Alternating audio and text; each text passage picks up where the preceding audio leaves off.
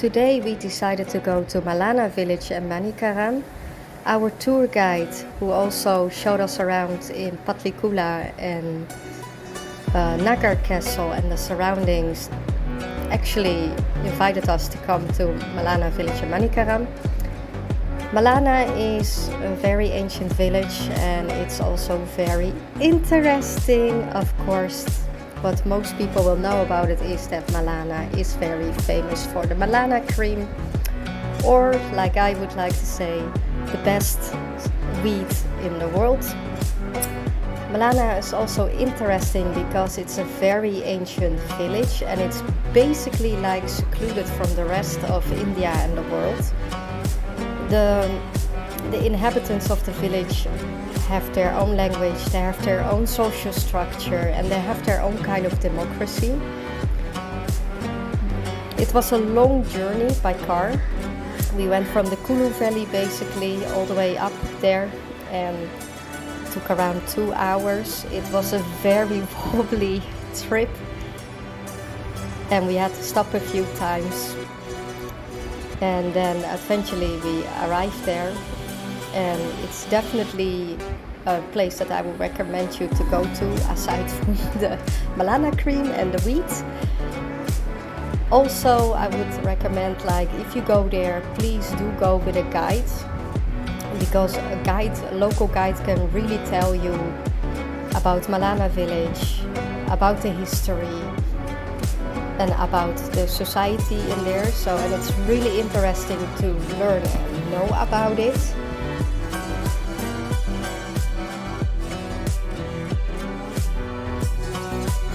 I also want to mention that, like in my first video, I mentioned that I lost a lot of my footage on my phone. And unfortunately, I had great footage about Malana village, like various people showing us the Malana cream, the hash, the wheat, and talking to us about it. And unfortunately, I've lost that footage because it was really nice to hear from the people why they were selling it.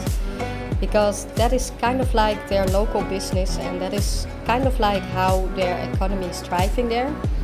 I do recommend, I do tell you, as a tourist, really do not bring any of that stuff out of Malana, because if you get caught down in the valley on the way back out of Malana, you'll be in serious trouble. So just don't do it. If you're there, you can of course see it and you can talk with the local villagers about it, because everyone will come up to you and offer you the good stuff.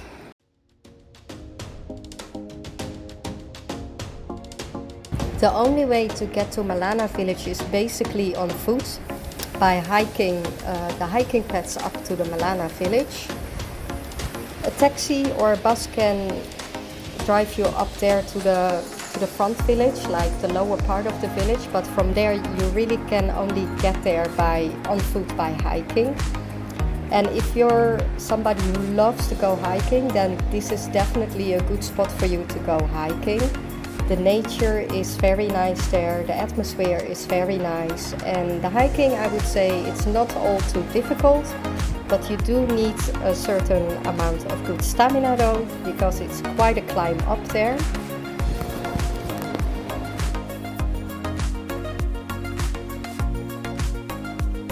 The altitude of Malana village is around 2,700 meters tall, not too low and not too high.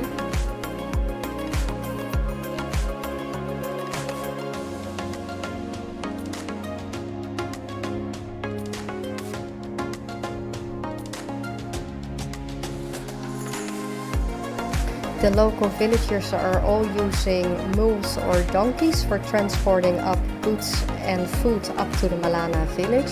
And basically that is their only way of getting the stuff up there. They also have a system with some kind of carts going down a cable down into the valley. That is basically like an emergency system. If the roads are blocked, and then from down people can still send necessary things up to the Malana villagers.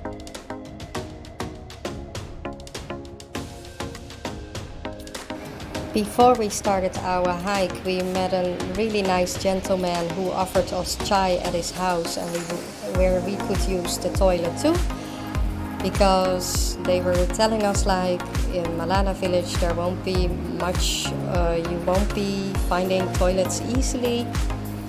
So we decided to stop at his house, and he was very nice and he talked with us about Malana village itself.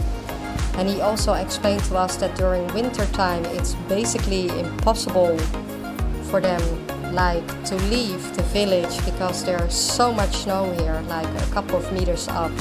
And it's like the whole village and the peaks surrounding them are covered with snow.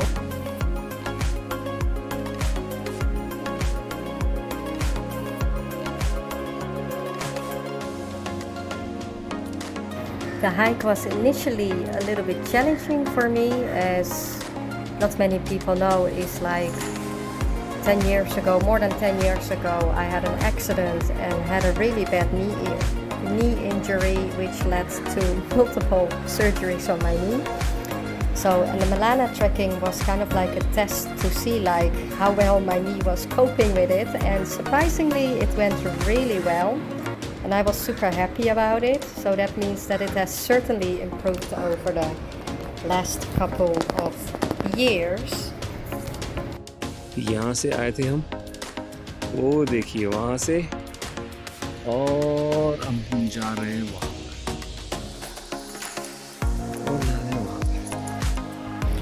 The trekking was kind of steep and it was quite of a climb, but the views were absolutely amazing.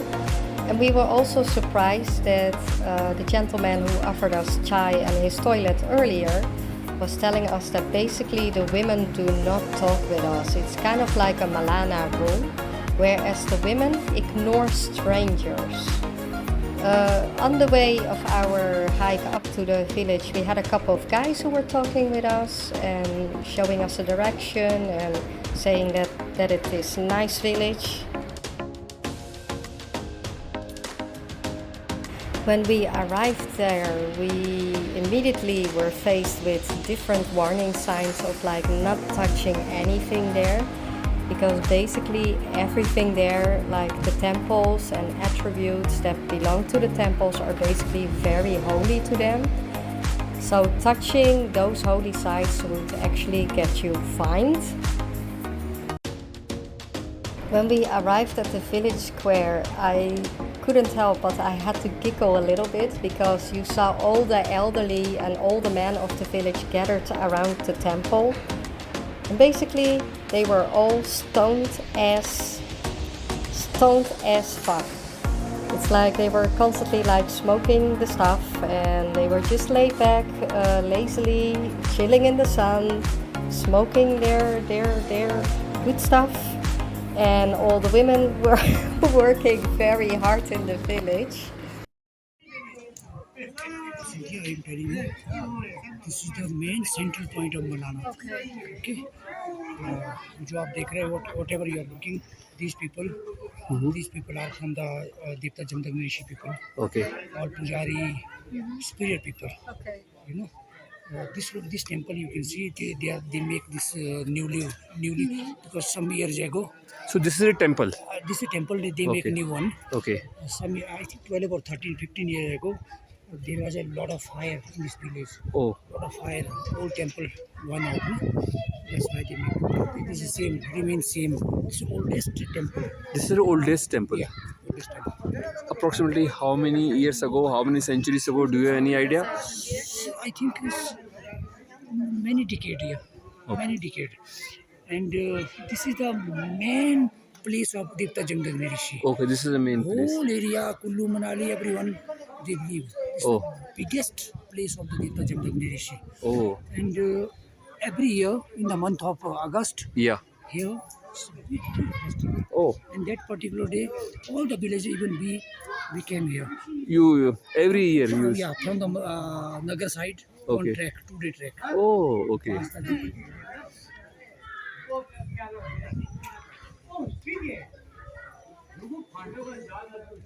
These people, they are spirit people. Okay. So You can't. Original symbols they just keep inside. okay. Very costly, you know. Okay. Very antique. Piece. Yeah. Very antique Made by gold or idols. idols. Yeah. And it's in the crores of rupees. You can't value them, no? Okay, so that place is very sacred place. Yes. And if you want to give something, Basically, every single villager is selling their Malana cream or hash, and they harvest it from their local Malana trees. They take the wheat and make it into hash or Malana cream that you can use for smoking. We had so many people coming up to us that they wanted to sell their Malana cream or hash. I was just baffled by the fact that basically all the men in the village were like so stoned and under the influence of their Malana wheat. And I do have to say I had a chance to smell it for a little bit, and I can definitely say even the Netherlands would be very jealous of having this kind of quality of wheat. I mean, I have never smelled something so pure and so fresh.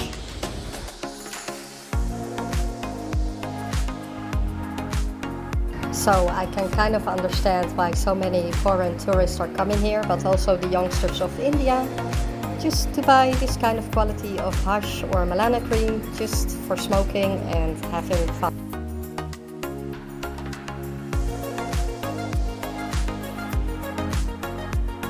Before we left Malana village, we had some lunch there at a local inn, and we had a really nice conversation with the owner of the inn, who was actually not from Malana village but from elsewhere in India, who started his inn here. And he was telling us more about the ins and outs of Malana. And while we were driving back from Malana village down in the valley, I felt a little bit horrible, but there were two foreign tourists who wanted to have a ride, but we had to ignore them, simply because my guide didn't want to take the risk that if they were carrying some of the Malana stuff that we would be charged and then we would all be in trouble.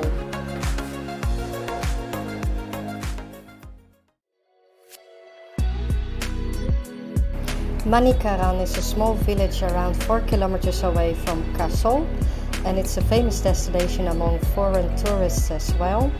You can see many young foreigners like roaming around Kasol and Manikaran. Manikaran is famous for its hot springs and many temples as well.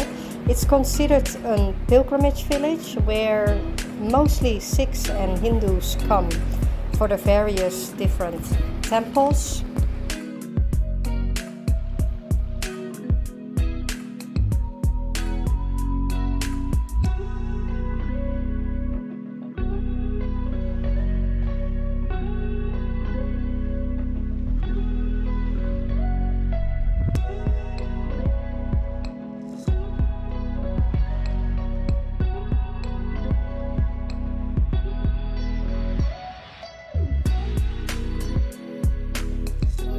You can also grab some water here, as the water is believed to be holy here, and you can totally soak yourself into Hindu and Sikh spirituality by going to the various temples, and I really recommend you to visit them though, because they're really beautiful to see.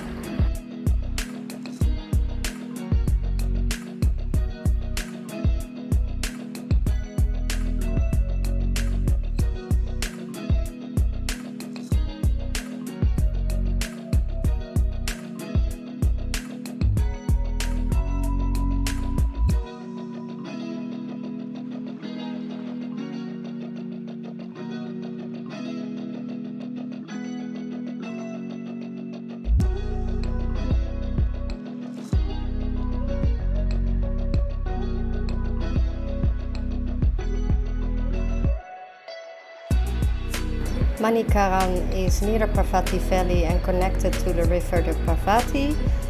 It's in the Kulu Valley as well, and it's around 45 kilometers away from Kulu. And it definitely makes for a nice day trip if you put it together with Kasol and Malana. We didn't go to Kasol though, we drove through it a little bit, and it seemed to me more a little bit like a foreign hippie destination.